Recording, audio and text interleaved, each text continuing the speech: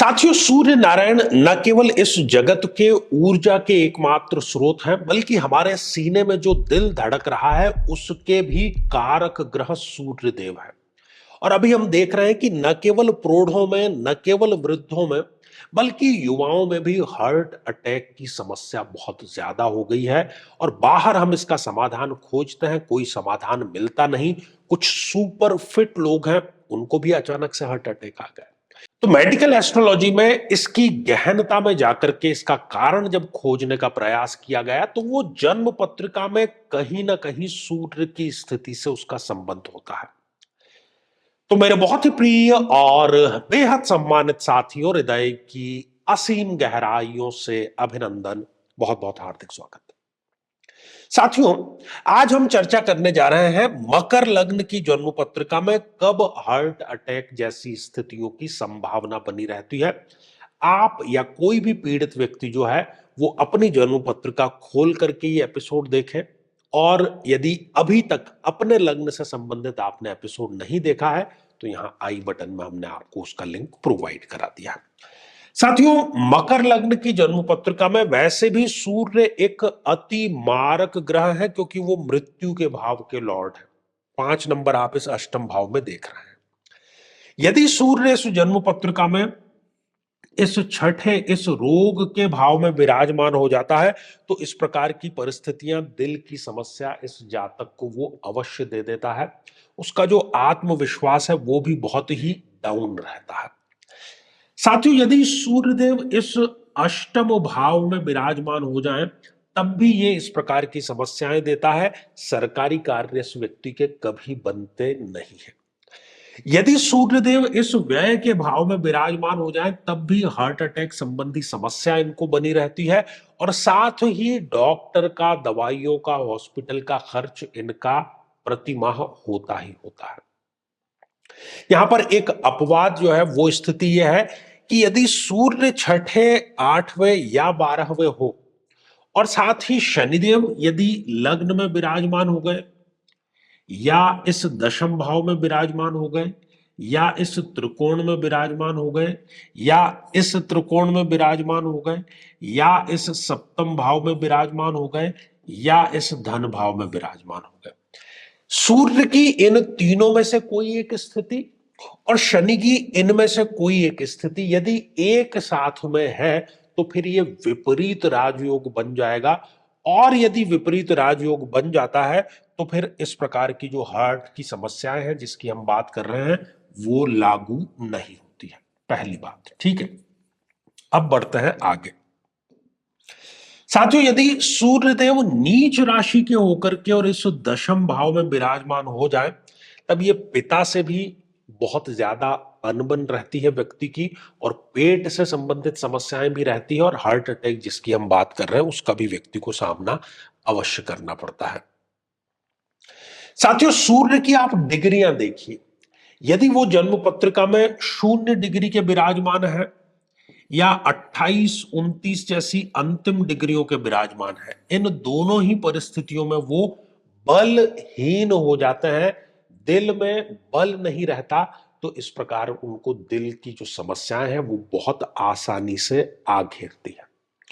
यदि इस जन्म पत्रिका में सूर्यदेव कहीं राहु के साथ में युत होकर के विराजमान है तो ये ग्रहण योग बन जाता है, और इस ग्रहण योग के कारण न केवल शरीर में इन्फेक्शन की समस्या रहती है बल्कि दिल की गड़बड़ी भी जरूर रहती है।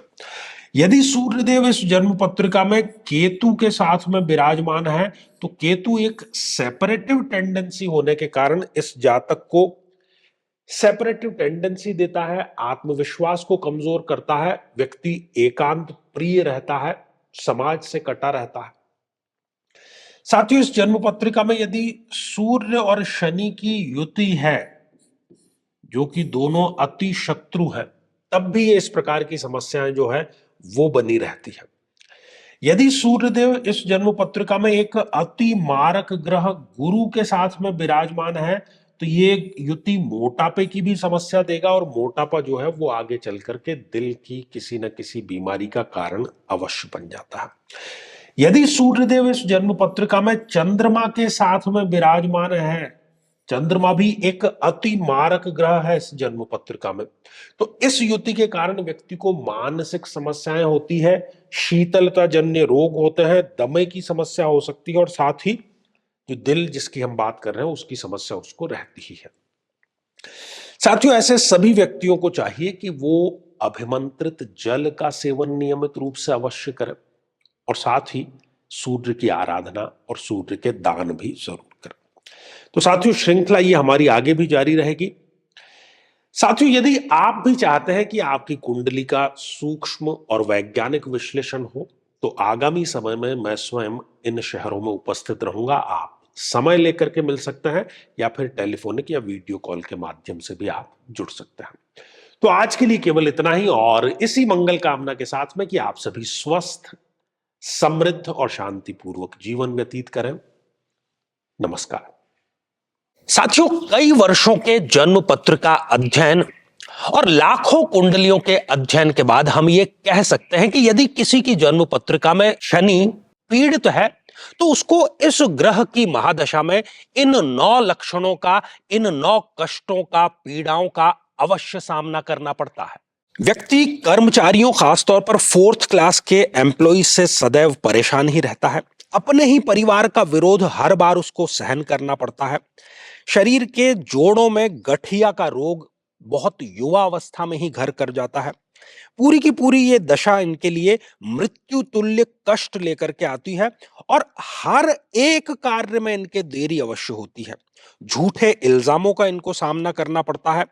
बदनामी के कारण इनका कई बार घर से निकलना दूभर हो जाता है और किसी केस में तो जेल योग तक का इनके समीकरण जरूर बनता है। व्यक्ति कई बार आलस्य के चलते आवश्यक कार्य को भी टालता चला जाता है। लेकिन साथियों, यदि आप भी इन सभी कष्टों से स्थायी और सटीक मुक्ति प्राप्त करना चाहते हैं तो उसका तरीका है इस ग्रह की महादशा मंत्र साधना दीक्षा, जो विशेष रूप से आपके नाम, आपकी जन्मतिथि के अकॉर्डिंग की जाएगी और गुरु दीक्षा के माध्यम से अभिमंत्रित माला भी आपको प्रदान की जाएगी, ताकि न केवल ये सारे कष्ट दूर हों बल्कि ये पूरी की पूरी महादशा आपके लिए शांतिदायक और सुख समृद्धिदायक साबित हो।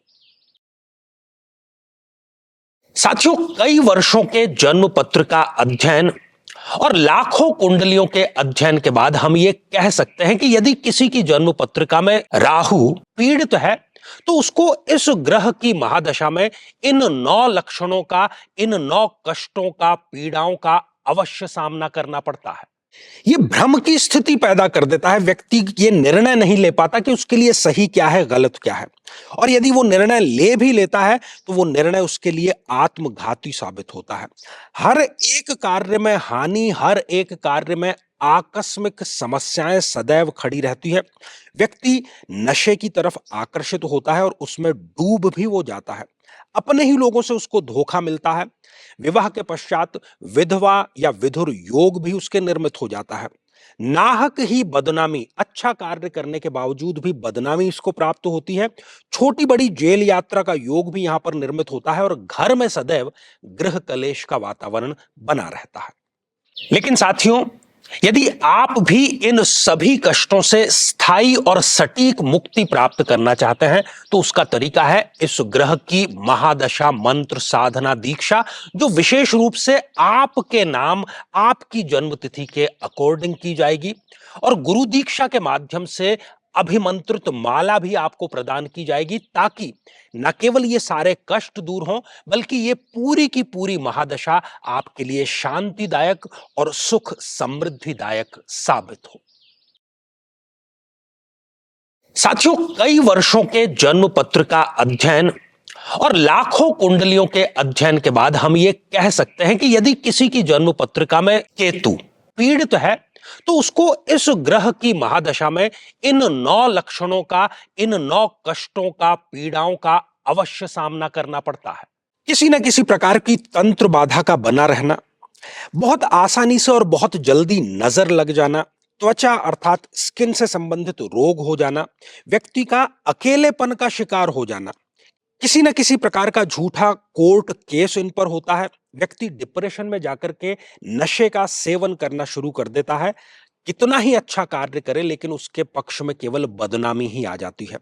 शत्रु जिधर देखो उधर नए नए पैतरे अपनाते रहते हैं और व्यक्ति घर में भी गृह कलेश का शिकार होता रहता है।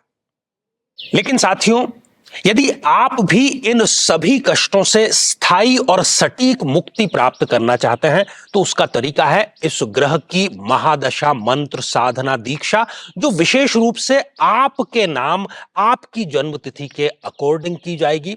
और गुरु दीक्षा के माध्यम से अभिमंत्रित माला भी आपको प्रदान की जाएगी, ताकि न केवल ये सारे कष्ट दूर हों, बल्कि ये पूरी की पूरी महादशा आपके लिए शांतिदायक और सुख समृद्धिदायक साबित हो।